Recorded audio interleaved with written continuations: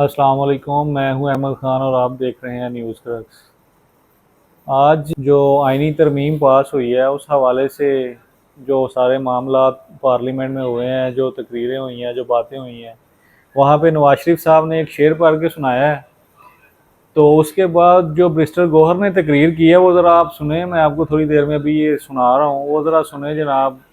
उस शेर के बाद जो है वो क्या किया है ब्रिस्टर गौहर ने, खरी खरी सुनाई है नवाज शरीफ को, और अच्छी खासी जो है ना वो उन्होंने उनके साथ की है। बहुत धुआंधार तकरीर की है उन्होंने।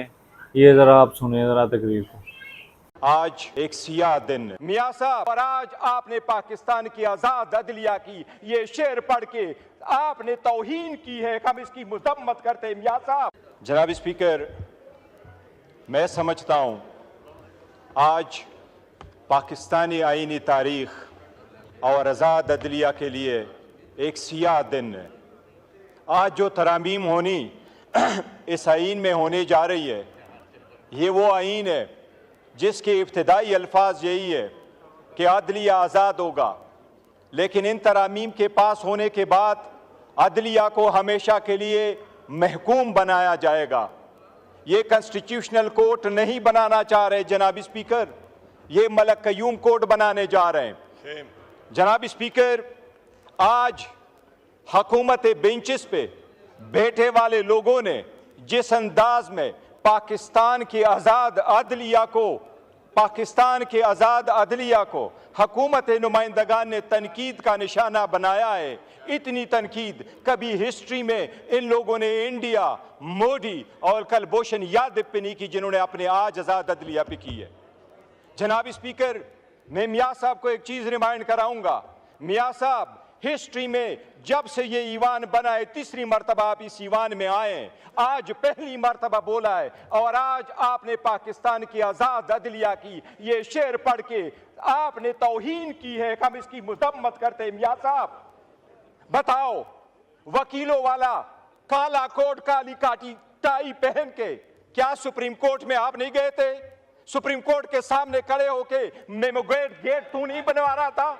मियाँ साहब बताओ, वो मेमोगेट कमीशन किसने बनवाया था? मियाँ साहब गए थे। वो मियाँ साहब अपने काला कोट काली टाई पहन के मियाँ साहब ने केसरगू किया था, और वो कमीशन वो बनवाया था जिसका सरबराह काजी फायजीसा था। जनाब स्पीकर, बड़े सारे अच्छे जजेस गुजरे हैं, पाकिस्तान के चीफ जस्टिस अच्छे गुजरे हैं, लेकिन इंशाल्लाह काजी फाइसा साहब जाएंगे तो लोग हिस्ट्री लिखेंगे और हिस्ट्री में जस्टिस मुनीर को लोग भूल जाएंगे। जनाब स्पीकर, सबसे पहले मैं ये कहूं कि मियाँ साहब को भी रिमाइंड कराऊंगा, आज आपने जो अल्फाज अदा किए हैं, आजकल एक और शेर लिख दीजिएगा। आप अपने उन अल्फाज को भी याद रखो जो आज़ाद अदलिया, तो क्या आपके अल्फाज बैनुल अक़वामी अदालत में पाकिस्तान के खिलाफ इस्तेमाल हुए, उसके हक में भी एक शेर लिख दीजिएगा। जनाब स्पीकर, मैं आपको ये कह रहा हूँ, ये अल्फाज ये नहीं है, ये मैं आईन पे आता हूँ। सबसे पहले हमने इस आईन पे मौलाना साहब समेत हुकूमत के साथ किसी एक लफ्ज़ पे भी इत्तेफाक नहीं किया। मैं अभी आपको बताता हूँ जनाब स्पीकर, सबसे पहली बात यह है, आईनी तरीक़ाकार है। आईन में जब अमेंडमेंट हो रही है जनाब स्पीकर, अगर आप कानून साजी करें तो ये आर्टिकल 70 है। आर्टिकल 70 कानून साजी के लिए है, आर्टिकल 80 आपके मनी बिल के कानून साजी के लिए है, और आईन के लिए आपका 239 आर्टिकल है, आपका रूल्स 156 है। जनाब स्पीकर, ये ईवान उस वक्त तक, ये ईवान इस आईन के उस आर्टिकल 239 के मुताबिक, ये ईवान इसके रूल्स 156 के मुताबिक उस वक्त तक आईन में तब्दीली नहीं कर सकती जब तक इसमें जो रिजर्व सीटों की सीटें खाली हैं वो पूरी ना हुई हो, जब तक KPK के 11 सेनेटर्स वहां ना आए हो। ये आईन की खिलाफ वर्जी है। जनाब स्पीकर, मैं ये आपके नोटिस गुजार करा दूं, पाकिस्तान की सुप्रीम कोर्ट में एज ऑफ 16 सितंबर, ये डेटा मैंने सुप्रीम कोर्ट से लिया था, 16 सितंबर को लिया था, जब 15 सितंबर को ये कॉन्स्टिट्यूशनल अमेंडमेंट नहीं कर सके। जनाब स्पीकर, 65,200 केसेस इस वक्त सुप्रीम कोर्ट में पेंडिंग है। 65,200 केसेस में 148 केसेस कॉन्स्टिट्यूशनल है और 28 केसेस वो सो मोटो है। 176 केस की आड़ में ये कॉन्स्टिट्यूशनल कोर्ट बना रहे हैं। जनाब स्पीकर, ये कॉन्स्टिट्यूशनल कोर्ट ऐसे नहीं बना रहे हैं। ये चाह रहे हैं कि ये जिस तरीके से जजेस को महकूम करना चाहते हैं, ये चाहते हैं हर एक अदालत इनके मातहत हो। इसमें हैंड पिक जजेस को ये उठाएंगे। वज़ीर आज़म पहली मरतबा चीफ जस्टिस की तैनाती करेगा, जजेस की वो तैनाती करेगा और उसके साथ रखेगा। जनाब स्पीकर, एक चीज़ रिकॉर्ड पे लाऊं, आपने कमेटी बनाई, इस ईवान की कमेटी में हर पॉलिटिकल पार्टी का नुमाइंदा शामिल था। आपने वो ईवान की कमेटी जब बनाई थी, उससे सबसे पहले ये तजवीज़ उमर अयूब खान साहब की थी, उसमें पार्लियामेंटेरियन का जिक्र था। जनाब स्पीकर, 10 प्रोसीडिंग्स हुई है। आपको सिर्फ ये मैं रिकॉर्ड बताता हूँ, आप देख लीजिएगा।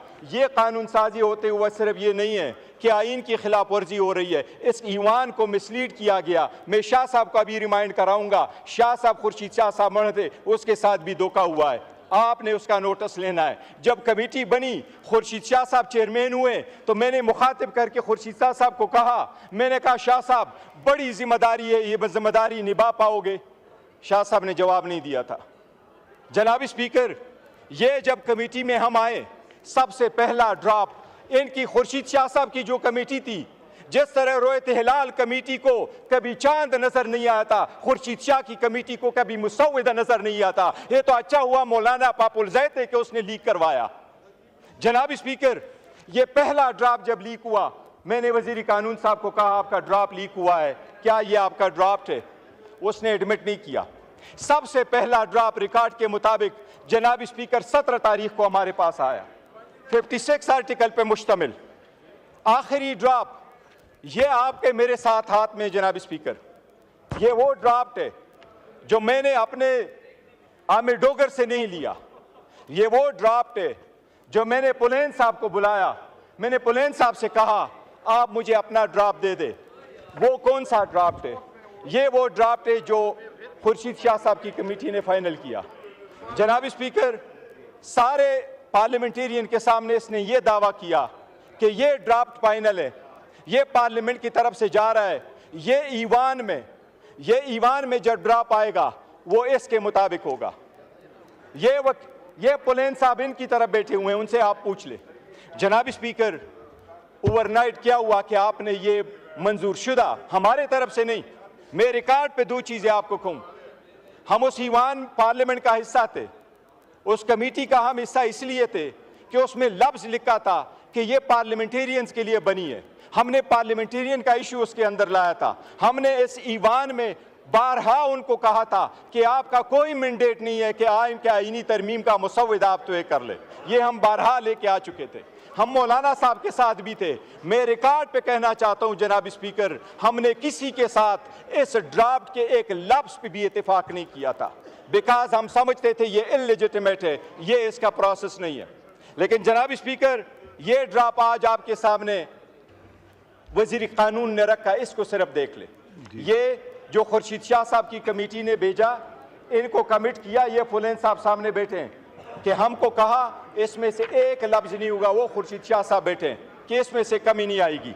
अब मैं आपको ये बता रहा हूं जनाब स्पीकर, ये क्या कर रही है हुकूमत एक चॉकलेट के कोडिट करके अवाम को जहर दे रही है, अदलिया को तकसीम कर रही है, अदलिया को महकूम बना रही है। मैं अभी आपको बताता हूं, ये ड्राफ्ट मंजूर शुदा था। इस ड्राफ्ट में ये लिखा था, पहला लफ्ज देखे, ये देखे, सबसे पहला लफ्ज देखे जनाब स्पीकर, इसमें यह लिखा था कि कमीशन होगा चीफ जस्टिस पे मुश्तमिल और इसमें होंगे 4 सीनियर जजेस। आपने इसको क्यों चेंज किया? यह हुकूमती ड्राफ्ट में क्यों चेंज आया? दूसरी बात, यह कमेटी आपने बनाई जिसमें से जजेस की अपॉइंटमेंट होना था, इनके अल्फाज में आपने तय्युर क्यों डाला, 230 क्यों डाला? आपने दूसरे लफ्ज इसमें लिखा जनाब स्पीकर, ये आपके सामने गोशगुजार कराता हूं, ये कमेटी के सीनियर जजेस को किसने चेंज किया? ये चौथा आपके सामने लेके आ जाता हूं जनाब स्पीकर, कमेटी ने कोई भी था, कमेटी ने कोई अप्रूवल नहीं दी थी, कमेटी ने कभी नहीं कंसिडर किया था कि हाई कोर्ट के लेवल पे भी कॉन्स्टिट्यूशनल बेंचेस होंगे। जनाब स्पीकर, ये आपने की कॉन्स्टिट्यूशन कमेटी थी, ये खुर्शीद शाह साहब ने नोट भेजा था, ये ईवान के साथ भी फ्रॉड हुआ है, जो ऐसा ड्राफ्ट आया है जो ईवान ने नहीं भेजा। जनाब स्पीकर, मैं 3 चीज़ों का अर्ज करता हूँ जी, ये आदलिया पे अटैक है। बस काइंडली वाइंड अप कीजिए। जनाब स्पीकर, मैं कंप्लीट करता हूँ। जनाब स्पीकर, मैं आर्टिकल 175 का जनाब स्पीकर आपको एक अर्ज कर रहा हूँ। एक चीज जनाब लीडर स्पीकर, को बुलाएं जी। जनाब स्पीकर, अभी चीफ जस्टिस का जब इंतखाब होगा उसमें 8 एमएनए शामिल होंगे और इसमें 4 सेनेटर शामिल होंगे। जनाब स्पीकर, जब बाकी तौर पे हम अपॉइंट करते हैं जजेस को तो उसमें अपोजिशन और गवर्नमेंट के एक जैसे नुमाइंदे होते हैं। आपने इसमें प्रोपोर्शनेट रिस्पांस, आपने प्रोपोर्शनेट रिप्रेजेंटेशन क्यों प्रोवाइड किया? इसका मतलब यह है कि जो कमेटी होगी वो ज़्यादा तादाद हुकूमत की होगी, चाहे वो सेनेट है चाहे वो कौमी असम्बली है। इनका मतलब यह है कि ये खुद बनाएंगे, ये कॉन्स्टिट्यूशनल कोर्ट के बेंचेस ये खुद बनाएंगे, जजेस की अपॉइंटमेंट ये खुद करेंगे, चीफ जस्टिस का अपॉइंटमेंट भी ये वज़ीर आज़म खुद करेगा। जनाब स्पीकर, ये आदलिया की आज़ादी के खिलाफ सबसे बड़ा कदगन है। इसी तरह आर्टिकल 199 में जो कॉन्स्टिट्यूशनल केस प्रोवाइड किया है, वाइंड अप कीजिए। जनाब स्पीकर, एक मिनट में कंक्लूड कर। जनाब स्पीकर, इसी तरह आर्टिकल 191 में जो आप कॉन्स्टिट्यूशनल बेंच प्रोवाइड कर रहे हैं, जनाब स्पीकर, कोई भी अदलिया में ये कभी नहीं हुआ कि सुप्रीम कोर्ट तो केस के फैसले करे लेकिन उसके लिए बेंचेस कोई और बनाए। सुप्रीम कोर्ट अदालत अदलिया कब होगी अगर उसके लिए बेंचेस कोई और बना रहा है? हाई कोर्ट में ये बर्डन कैसे होगा अगर उसके लिए बेंचेस आप ही बना ले? और जजेस आज़ाद कैसे होंगे अगर उसमें से गैर जजेस की तादाद आप ज़्यादा करके कर ले? 18वीं तरमीम इसलिए नहीं ख़त्म हुई थी, इसलिए ख़त्म नहीं हुई थी कि आदलिया ने यह कहा था कि ईवान कानून साजी नहीं कर सकती। आदलिया ने इसलिए ख़त्म किया था कि जजेस की तादाद कम कर दी थी। वो तो 9 मेंबर बेंच पे मुश्तमिल था जिसमें 5 जजेस थे, अभी 4 जजेस थे और 3 नॉन जजेस थे। अभी तो आपने उसमें 5 जजेस और 8 नॉन जजेस कर लिया। जनाब स्पीकर, हम समझते हैं ये सब के सब आज़ाद अदलिया के खिलाफ इनका एक पहले ये सुप्रीम कोर्ट पे अटैक करते रहे, आज पूरे अदालती निज़ाम पे इन्होंने अटैक किया है। हम समझते हैं ये कानून के खिलाफ वर्जी। जनाब स्पीकर।